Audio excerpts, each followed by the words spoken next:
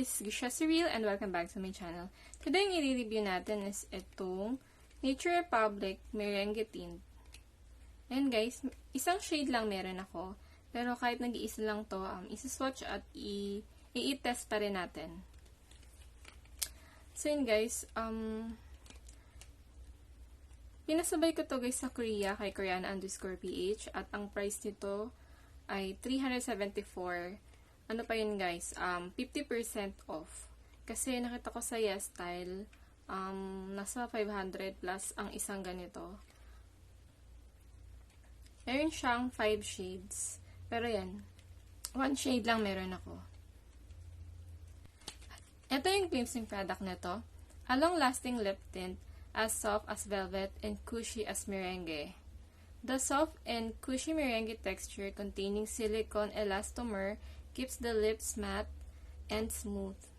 The natural radiation of abundant color pigmentation allows easy radiation lips.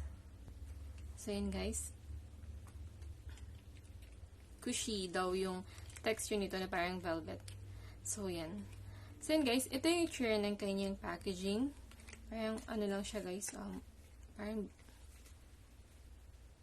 beige.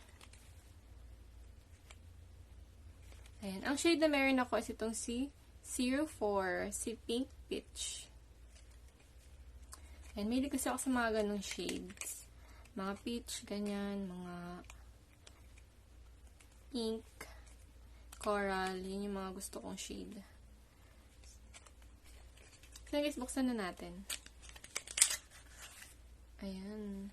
So, yan. So, guys, ito yung tsura ng kanyang container. Plastic siya na matte. Kasi nakalagay dito yung Nature Republic. Hindi nakalagay guys hindi nakalagay sa kanyang container sa box kung gaano siya kadami, kung ilan ang laman nito. So yan guys, ang laman nito ay 4.5 grams ang isang ganito. So yan guys, buksan na natin.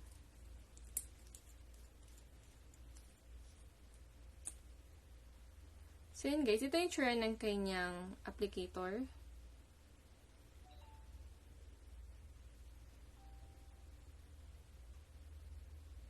Nabango yung scent niya guys.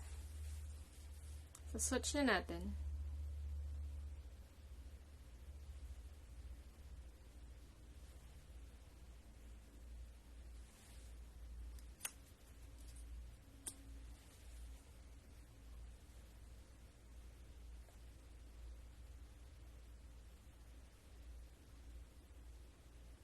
So yun guys, velvety nga yung kanyang texture.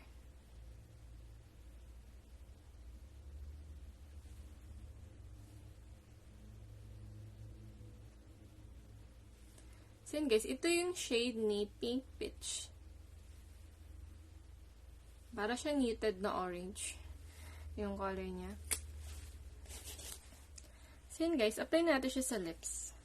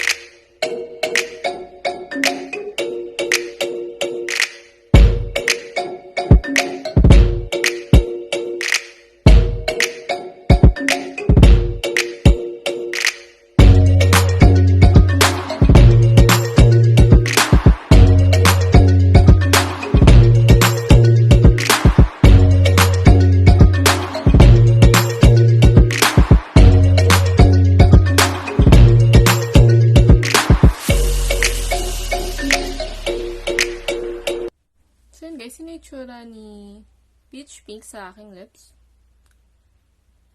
So, tingnan natin if kiss-proof ba siya. So, yun guys, may nag-transfer pero onting-onti lang. Ayun o. So yun guys, kakain muna ako. Tingnan natin if gano'n na lang karaming matitira na product sa lips ko.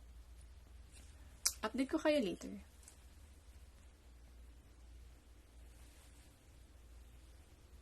So yun guys, ito na yung itsura ng lips ko pagkatapos kong kumain. Ayan.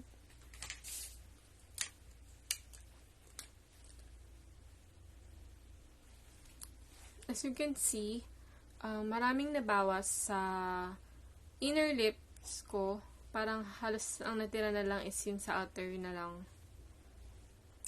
So yun guys. Ang masasabi ko sa lip product na to guys ay okay yung scent nito. Mabango siya. At okay din naman yung kanyang applicator. Tama lang. Velvety yung texture nito. At moisturizing siya sa lips. And gusto ko rin yung shade nito guys. At pigmented siya. Okay naman guys yung kanyang packaging and ang pigmented niya.